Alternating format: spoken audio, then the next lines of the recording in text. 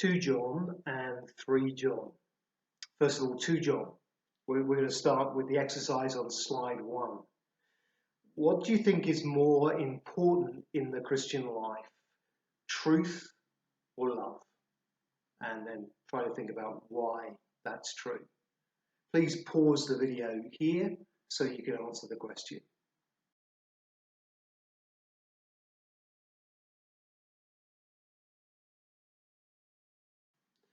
What do you think is more important in the Christian life, truth or love, and why? Well, you may think that's a bit of a random question to ask at this point in the course, but I hope you'll see its relevance. There are some Christians who seem to suggest that you can favour one of these qualities over the other. Here's what it looks like at its extremes, and I'm exaggerating to make my point. At one extreme, you have the Christian who prizes the truth of the gospel in their Christian lives. They talk a lot about right doctrine. They value the mind. They read systematic theology textbooks just for fun. It fills their minds, and they're quick to correct other people who've wandered astray. These people, however, often show very little love, very little love of the gospel in their lives. They're often a bit prickly. They don't have much time or thought for others. Their religion is well thought through, but it's mechanical. That's at one extreme. That's the truth Christian, we could call them. And then at the other extreme, we have the love Christian. These are Christians who prize the love of the gospel in their Christian lives. They value the heart. The mark of their Christianity is kindness and goodness to others and their devotion to God. But they very rarely think about right doctrine. In fact, they privately think that doctrine is unnecessary, that other Christians are too obsessed by doctrine. It might even be dangerous. Their religion is lively and it's heartfelt, but it's not thought through and it's not disciplined. That's the love Christian. So what's more important, truth or love? Well, of course, we don't need to make that choice, do we? We need to prize both truth and love in equal measure. The gospel of Jesus is a gospel of both truth and love. When we favour one over the other, it probably says more about our personalities than it does about the nature of the gospel. So if we're more inclined to truth, well, we need to learn to love. And if we're more inclined towards love, then we need to learn to value the truth. And we need to think through our Christianity. Now, why do I mention this debate now? Well, 2 John might be a short letter, but it has twin themes: the need for truth and the need for love in the Christian life. It shows us that they belong together. John will not allow us to choose one over the other. This letter is all about the need for truth and love in a deceptive world. Introducing 2 John.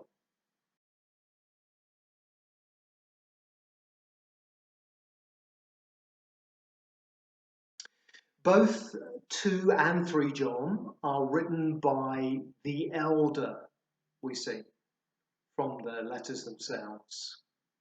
Clearly, this was a well-known church leader. The similarities in language, content and style seem to point to a common author to both of these letters. In fact, there are similarities in language, content and style between all three of these letters, 1, 2 and 3 John, and also the Gospel of John. So if we're right that John is the author of 1 John and the Gospel of John, then the elder also appears to be the Apostle John. Now, the historical support for John as the author of these two letters is not as strong as it is for 1 John. But maybe that's not surprising, because these letters are short and they're less theological and therefore less likely to have been quoted by others. But the evidence we have doesn't attribute these letters to anyone else except the Apostle John. Exactly in which order and when 2 and 3 John were written is difficult to know. But they seem to have been written at about the same time, and maybe the best guess is that they were written shortly after 1 John, that is in the early 90s, and probably from Ephesus. 2 John is addressed to the chosen lady and her children, verse 1. Some suggest that this is a description of a respected Christian woman, but I think it's more likely that this is a reference to a local congregation. This second letter seems to have been written because of the same problem as that described in 1 John. People who've left John's church, who are trying to deceive people in that local area. Both letters contain warnings about those who deny that Jesus has come in the flesh. The elder is asking the believers not to welcome these false teachers into their homes. Now, in those days, visiting preachers depended upon the hospitality of local people for food and shelter when they moved into a new area. Well, John is telling these Christians not to offer these benefits to those who were preaching another message about Jesus. Actually, if they did so, they were sharing in their wicked work, he says. Finally, in this section on 2 John, notice a possible outline of 2 John. 3 John. Look at the exercise on slide 2. Describe the characters of the 3 men of 3 John. Please pause the video at this point to answer the question.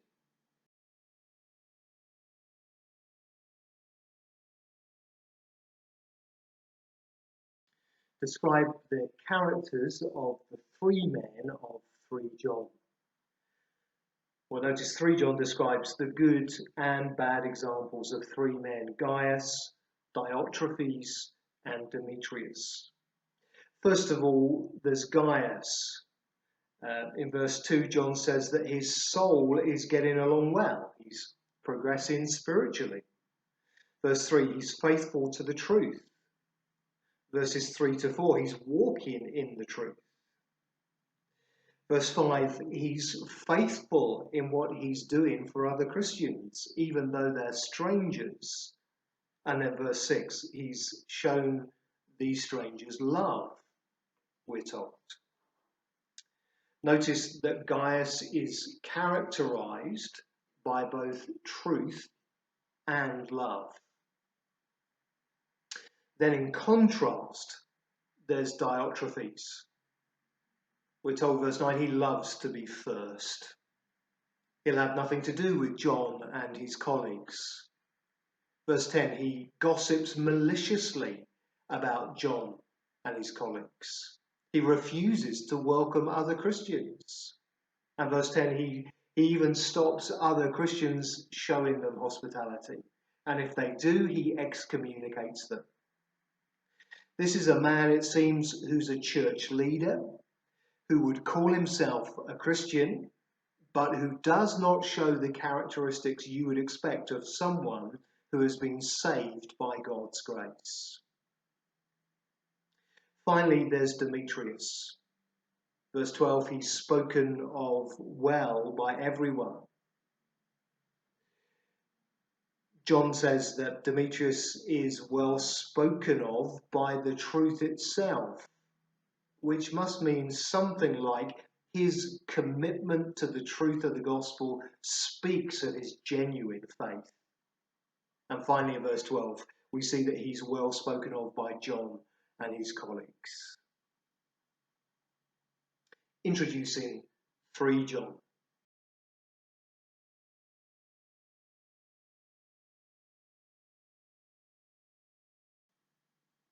3 John is the shortest book in the Bible.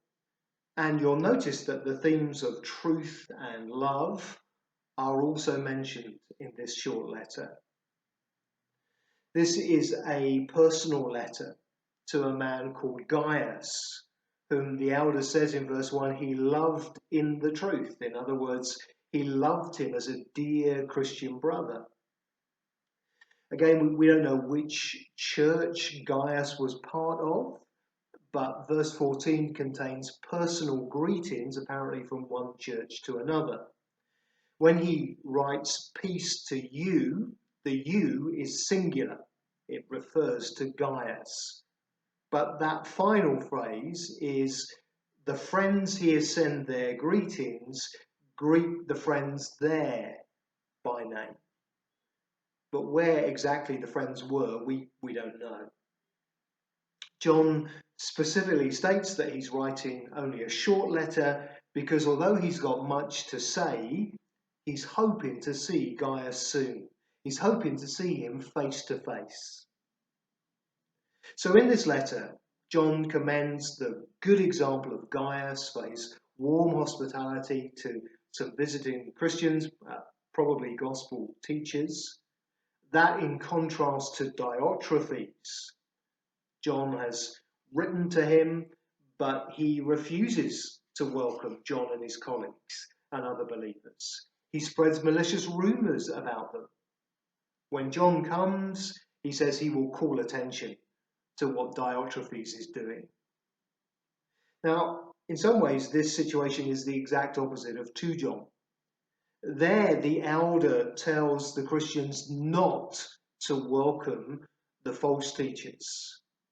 But here he tells Gaius to do the opposite, to welcome genuine believers into their homes. That's what Christians should be doing, he says. Demetrius, whom John also commends, may well be the bearer of this letter. Now, it has to be admitted that this book is not packed with rich theology. This isn't the Romans 8 of the general epistles.